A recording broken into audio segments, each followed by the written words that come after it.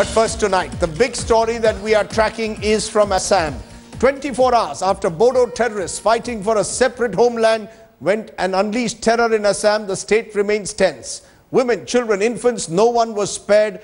The toll is up as high as 65. The massacre has triggered protests by tribals and even led to a revenge attack, killing 3 people. In fact, with these latest attacks, the toll has crossed 70 in the state. The question is, can the centre and the Assam government break the cycle of violence?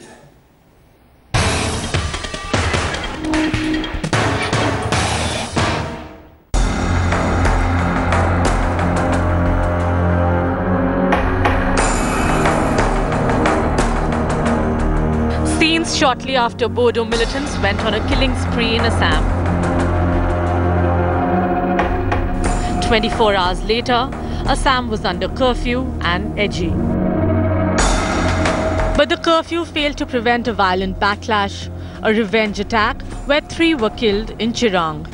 Several districts of Assam are simmering once again with ethnic violence. Call it the revisiting of ethnic violence from past few years, but the fact is that the state government was caught napping after announcing a stern action against the militants. And this time, all they need to do is assure that none more lives would be lost in this case. Saridwar, Jinjia, Bishona Chariali aru Bihali. Jot border amar bheri ase, jot jikhini forest ase, forest area khini thik kora ase. Armed guerrillas had swooped down on remote tribal villages of the 3 districts and killed the inhabitants on Tuesday. In Delhi and in Assam, politicians appealed for peace and vowed to punish the guilty. Prime Minister Narendra Modi expressed grief. The Home Minister aired ash to Assam, and Chief Minister Tarun Gogoi promised he'll not let the situation spiral out of control. यह कायराना हरकत है, militancy के रूप में ही इसको recognise नहीं किया जाना चाहिए, बल्कि इसे मैं एक एक्ट ऑफ टेरर मानता हूं। और एक्ट ऑफ टेरर से जैसे निपटा जाता है, वैसे ही हम इससे भी निपटेंगे। It would no compromise. Government will never surrender. Government of India will never surrender. Government of India will deal with very firmly. We will also deal with very firmly. As the horror of the carnage revealed itself in the morning, protests broke out on the streets of Sonitpur, openly defying curfew and forcing a violent crackdown. The ruthless killings have once again exposed Assam as a sectarian tinderbox, and for now, nothing is being left to chance. 50 companies of paramilitary forces, including 21 from the BSF and 8 from the CRPF, have been rushed to the state. Army already has 21 divisions as boots on the ground.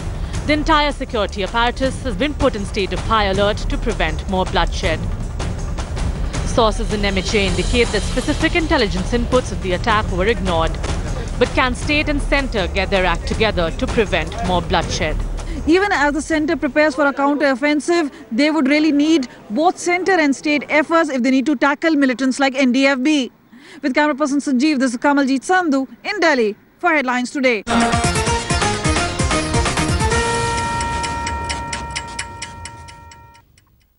Meanwhile, the breaking news that we are getting is from Assam, because even as the state struggles to come to terms with that terrible terrorist attack, the state's chief secretary seems to not have shown any urgency to cut short his year-end vacation. There you can see him. He's riding the back of the elephant on your screen there at the Kaziranga National Park. Assam's Chief Secretary Jitesh Khosla enjoying an elephant ride with his family. Those pictures taken this morning, they've come now live here on Headlines Today, over 12 hours after that ruthless killing that has taken place by Bodo terrorists. He chose to continue his trip despite the outrage over those killings. Remember, this is at a time when the state is finding itself in the grip of this terror fallout. And Chief Minister Tarun Gogoi, we are told, has finally been forced to wrap him, saying he should have immediately come back. I want to go straight to our correspondent Manogya Loikwal, who's joining me now from Guwahati. Manogya, is the Chief Secretary, has he been pulled up by the Chief Minister? Because he seems to be on elephant back, even while parts of his state seem to be simmering with sectarian strife. Well, absolutely, and he was just a few kilometers away from where Assam has been simmering and where there has been so much of violence. Interestingly, we told that Chief Secretary has been pulled up by the state government. He's been asked to report to duty at the earliest. On why such a kind of callous attitude was shown by the highest official in the state is a matter of question and perhaps a matter of politics here.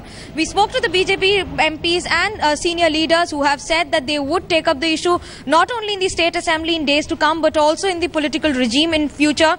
But what we see here, it's just a lack of duty and call on duty that has been seen as far as the Chief Secretary is concerned. When Assam simmers, he is busy riding an elephant back, and that perhaps gives you an idea on the state of affairs in the state. Quick response, Manogya. On the ground, is there, have security forces now fanned out to all the areas to track down those who are responsible for yesterday's massacre?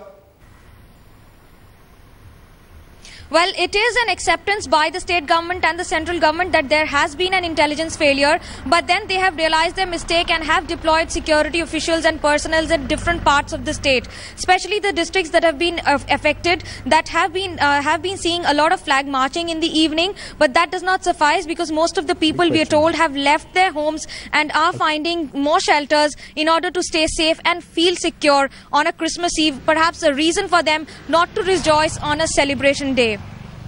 Okay.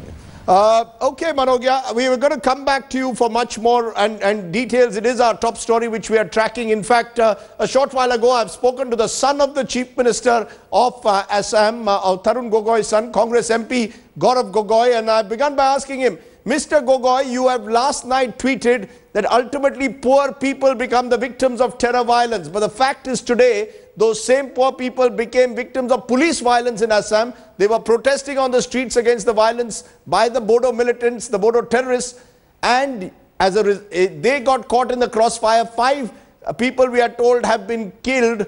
What do you have to say that the perpetrators of the violence were your own police force in Assam today? See, Rajdeep, it is of course extremely shocking what has happened last night, and as a result of the ghastly incident where more than 53 civilians lost their lives, mainly children. Many people have been agitating today. They've come out on the streets.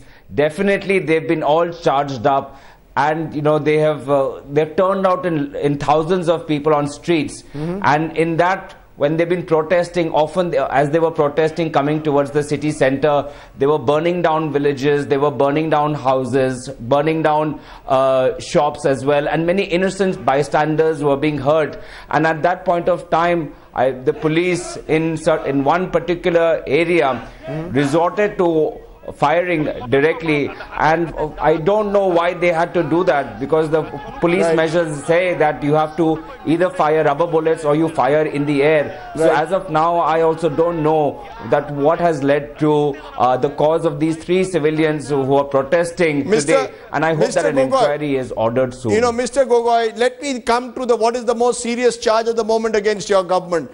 Your ADGP, Pallab Bhattacharya of the Assam Police, has gone on record to say that the police and the intelligence had prior information that violence could take place, that Bodo militants could strike, but that they didn't know where the locations were. The Home Ministry today is saying this is an intelligence failure. Even though the killing was widespread across 2 districts of Assam, Sonitpur and Kokrajhar, will you concede today that there is a grave security failure in what has happened, which has resulted in the lives, in the loss of these innocent lives? See, Rajdeep, it is of course extremely shocking what has happened last night, and as a result of the ghastly incident where more than 53 civilians lost their lives, mainly children. Many people have been agitating today. They've come out on the streets. Definitely they've been all charged up, and you know they've turned out in thousands of people on streets, and in that, when they've been protesting, often as they were protesting coming towards the city center, they were burning down villages, they were burning down houses, burning down shops as well, and many innocent bystanders were being hurt. And at that point of time, the police in one particular You're not answering my question. Hold on. To firing directly, and I don't know why they had to. I'm asking you about the security lapses. Do you accept that there have been security lapses, intelligence failures? See, Rajdeep, it is of course extremely shocking what has happened last night. And as a result of the ghastly incident where more than 53 civilians lost their lives, mainly children, many people have been agitating today. They've come out on the streets. I'm going to break. Definitely, they've been all charged up, and they've turned out in thousands of people on streets. And when they've been protesting, often as they were protesting coming towards the city center, they were burning down villages, they were burning down houses, burning down shops as well, and many innocent bystanders were being hurt. And at that point of time, the police in one particular area resorted to firing directly, and I don't know why they had to do that, because the police measures say that you have to either fire rubber bullets or you fire in the air. So as of now, I also don't know that what has led to the cause of these 3 civilians who are protesting today, and I hope that an inquiry is ordered soon. You know, I think that there's been a technical failure, as a result of which we have not been able to play out the answers in the manner that we did. I'm going to try and come back to that Gogoi interview in a moment once my producer gets that right. But I want to come to my panelists at the moment, because we've got some police officers here. The big question that I'm raising: have the terrorists been treated with kid gloves? Joining me, Prakash Singh, Mr. Ram Mohan Rao, both senior. Ram Mohan, both of whom have been police officers and have served in the region, and I'm also going to be joined by other guests at the moment. Let's take a look at also joining me, Kishaloi Bhattacharjee, senior journalist. Appreciate your joining us, Kishaloi. As someone who's tracked the state very closely, what do you make out of the answers that we have been getting from the Assam government, particularly from the Chief Minister, who is refusing to accept that there is a major intelligence failure? Rajdeep, I think the Chief Minister, the Assam government, the Assam security agencies have been in denial for a very long time. The demand for a separate statehood by the Bodos is not new. It's been there since 1967, when they started with a statehood demand for Udayachal. Later, of course, they found it too Sanskritized and then they may call it Bodoland. What they require now is to basically do ethnic cleansing, because based on, if they are not a majority, they cannot claim statehood. And currently they are not a majority, and one of the big percentage population in what is known as Bodoland are the Adivasis. This is the 4th phase of violence against the Adivasis. Since 1996, they have been systematically massacred, and one of the largest internally displaced people are found in Bodoland, because that has been one of the Bodo nationalist methods to be able to drive out the non-Bodo people so that they can claim the statehood, the Bodo state, and the state government is completely aware of it, seized of the situation. So you're saying, the second problem, are you saying that the state government knew that this could happen and should have put in more forces? Absolutely. I mean, the state government knew it all this while, and in April the autonomous council elections are coming up. The government has been trying to be in talks with the Ranjan Daimari faction, which is the talk faction of NDFB. The previously the BLT faction, they're already part of the Autonomous Council. So the faction which is not in talks and has been causing violence is this faction, the NDFBS. Right. And the NDFBS would try and make as much possible to win the sympathy of the people by saying that, well, we are not compromising on the statehood demand, and we are the real voice of the Bodos. And that is why what has happened yesterday has happened, because of the elections coming up. And this is something that the state government was aware of, in the sense that they knew that there was a grave security threat. Now what they are planning to do, in fact, Rajdeep, what I am privy to is that day before yesterday, in fact, just 2 days back in Delhi, there was a meeting held with the interlocutor, Mr. P.C. Haldar, and other security agencies of the center, discussing what would be the peace process, how to take it forward, and they came to the conclusion that this faction, the NDFBS, needs to be eliminated, needs to be dealt with very strongly, because there was no, there was no point of negotiation with them. They were not ready to come onto the table to negotiate. But let's be very clear, and I want to bring in the police officers here. If it is true that the government of India had passed on intelligence, as has been admitted by the ADGP, that they knew that there could be retaliation, there's military action which is being taken at the moment, which was leading to this retaliation. Should there have been more security in these areas? It is not the first time, as Kishaloi is saying, that these areas have been vulnerable. I know that there are areas which are difficult possibly to police, but surely that cannot be an excuse for the Gogoi government, sir. Sardesai, you are presuming that government is very committed and is committed to fighting the border militants. Are you saying governments and politicians today have links? Because that has been one suggestion, that they have had links with various splinter groups in Assam. Between politicians and certain groups of militants, there is definitely a nexus. It is there in Assam, it is there in Manipur. I think that is basic fact has to be recognized. So even if there is intelligence, the anxiety or the keenness or the enthusiasm to act with great speed and prevent that incident may not be there in certain cases. So first, these basic facts have to be understood. And there are three classes of people in Assam whose lives do not matter very much to the government.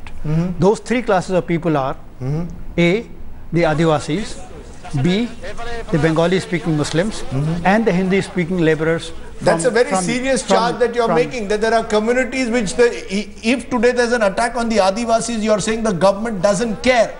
Does not care very much. I'll put it. That's a very serious charge you are making, sir. Well, Mr. Ramon, do you go along with that? That the state itself has much to answer for today. See, you have to go back a little bit and understand what is this issue. See, this whole area, the north bank of Assam, this is originally a tribal area. Assamese tribals, mainly the Bodos. The British brought the Adivasis from central India to work in the tea gardens. That's right. They are also tribals. So they work only in the tea gardens. Immigrant Muslims from Bengal, East Bengal, crossed over into Assam, sometimes aided by politicians, both in the center as well as in the state. And they have also settled, and they are all working on the paddy fields, agriculturists. So this is tribal says that this is our tribal land. And after the 6th schedule has been operated in this borderland area, no tribal land can be transferred to a non-tribal. But the issue in Kokrajhar area is mainly between the tribals and Bengali Muslims who are immigrants from Bangladesh. So that is what happened in 2012. We saw the violence. We've seen also, but in this instance, it has been Adivasis and Bodos. My point is there have been accords. It's not as if since the first accord signed in 87, we are now in 2014. Absolutely. 30 years later, we have been unable to tackle a problem in the heart of Assam that has resulted in 65 people dying. The most important point here is that the Adivasi tribals have been brought as tea garden labor to work in the tea gardens. Yes. Some of them have got small plots of land here and there, but by and large they work within the tea gardens. Sometimes where there are plots of land available within the tea gardens, they cultivate it. Yes. But outside the tea gardens, very few Adivasi tribals are owning land. They are not a real threat to the tribal population there. Yes. Whereas the Muslims who come from, Bengali Muslims who come from Bangladesh, but in this particular instance, today there were tribal. In this instance, I'm talking about this instance. Yes, tribals have found themselves in the crossfire. Yes, and Kishaloi, your belief is that this has been simmering for a while. This has been a problem allowed to fester. Am I correct? And would you also agree with what I suggested? Because there were articles written before the general elections suggesting that various politicians were also in a sense playing footsie with these militant groups, with these terrorist groups. Rajdeep, what has happened yesterday is almost inevitable. And this is going to keep happening unless the government of the center or the government of the state, they figure out what to do with ceasefire. The word ceasefire and peace process, the words which we have, actually borrowed from the American army, but they mean very little in the northeast because the government signs a ceasefire which allows these groups to regroup. The guns are moving around. There's plenty of firepower out there, and lots of groups have gone underground, lots of groups are overground. You don't even know, the blood is there. And what is peace process? What is the government going to offer? There are so many n number of groups in the northeast. Does the government have a policy at the center? In Rajdeep, in 63 years or 60 years, let's say, of fighting insurgency, the government of India still doesn't have a counter-insurgency policy. The army has a counter-insurgency doctrine, which is not good enough. But the government as such doesn't even have a counter-insurgency policy. When you don't even have a policy, we don't even have a peace policy. So we don't even know what to offer to them. Right. And that's exactly what has happened. There is a third Bodo group what is the government going to offer to this group now? If they say, okay, come to the table, we will talk. What are you going to offer to them? To the first group, they said, we will give you the autonomous council. The autonomous, they were made, they got all the seats of the autonomous council. Right. The second group, which leader is in jail, who has been charged with the 2008, those serial blasts which killed more than 100 people, were injured 700 people. And the government is trying to talk to him, but they don't know what to offer to him. Can I press the pause button there? Huge thing. Can I press the pause button there? Is it worth talking to such groups? Let's be clear, Prakash Singh. Is it worth talking? Because over the years there have been two policies we followed. There's been the carrot policy and there's been the stick. And at the moment, at various stages, neither seems to work. You see, unfortunately, an impression has developed, not only in Assam, but the whole of Northeast, that you cause a few explosions, kill some people, derail a train, kill a superintendent of police or some police officer, and then you would be recognized as a force to reckon with. You will be invited for talks, you will be given recognition, you will be given a political concession, maybe a territorial council or something like that. This impression has to go. And government must make it clear to all groups there in Assam and in fact the whole of Northeast that there's not going to be any further fragmentation. We are going to listen to you, but if you think that by indulging in a few acts of violence you can make us invite you, give you political status and recognition, that is not going to happen. This message must go. Do you believe that that should be the message? That you can't beyond a point? How do you negotiate with groups which are splintering all the time? This is a splinter faction apparently of the original Bodoland group which is responsible for it. And as Kishaloi is saying, splinter factions will keep emerging. How many splinter factions do you talk to? Sorry for interruption. Yes. But only a few months back, one of the Assam ministers made a statement in the assembly that 6 new groups have come up now. So new groups are always coming up because they know that this is the easy way to political power and prestige and recognition. Yes, sir. I am very clear on this issue. Yes. You have to deploy force on the ground. Yes. And there cannot be any thinking that these groups will come and negotiate and will think of peace. You see, it's a question of land and their agriculture and their survival.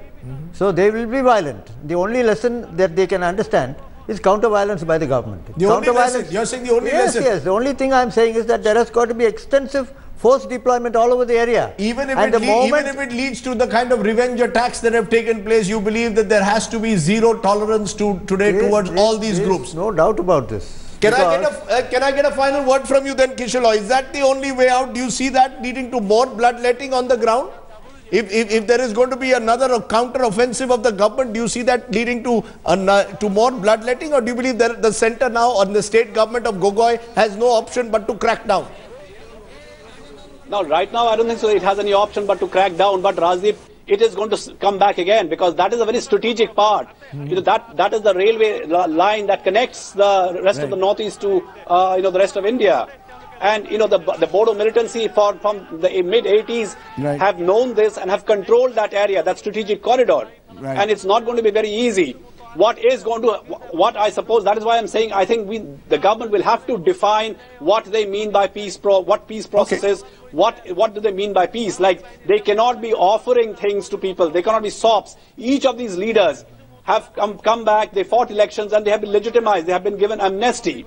So you go on killing hundreds of people and then you get amnesty and then you fight elections and you become a leader. Now that needs to be redefined. If that is going to continue, I don't think so this problem can be solved. This is going to continue. Okay, you believe it's going to continue. Prakash Singh, you want to make one quick final point? Yes. You see, Assam is having very multiple layers of problem and we need to adopt an integrated approach to those problems. You see, approaching them piecemeal is not going to help us. There is the demographic problem. There is the rise of Muslim fundamentalism. There is this democratic front of Badruddin Ajmal. There is this Paresh Barua faction still active. Maoists have infiltrated in Assam.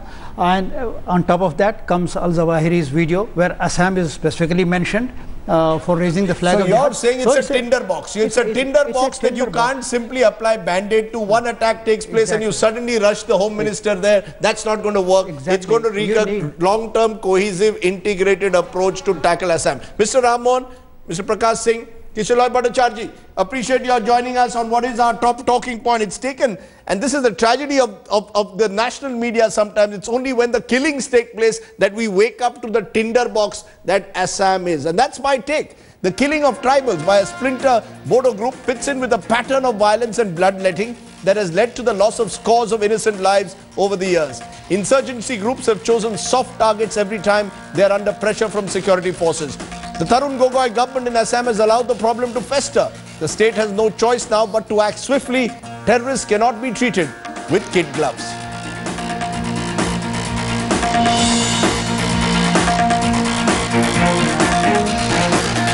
Okay, that's our talking point there. Let's then turn to the other big story, and we're turning to the state of Assam, from Assam to the state of Jammu and Kashmir, where a day after emerging as the single largest or second largest party in Jammu and Kashmir, the BJP now hoping to install its own chief minister in the state. The party is claiming the support of 6 independents, which it says increases its tally to 31 and gives it a fair chance, it believes, to become king and not just kingmaker. Smita Sharma and Shujaul Haq with this report. Even though the BJP failed to achieve Mission 44+, the party has its eyes on the Chief Minister's post in Jammu and Kashmir. It's clear from the party's posturing, it wants to play hardball both with the PDP and the National Conference.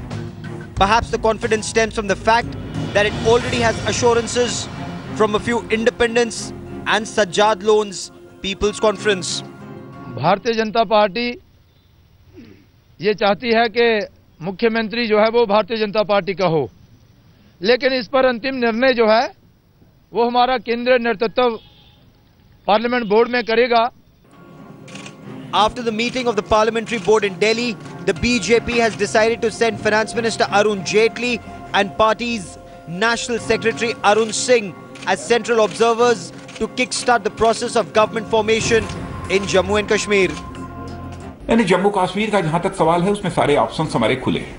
Jammu Kashmir में पर्यवेक्षक के नाते विधानसभा में विधायक दल के नेता को चुनने के लिए आदरणीय भारत के वित्त मंत्री श्री अरुण जेटली जी और हमारे भारतीय जनता पार्टी के राष्ट्रीय मंत्री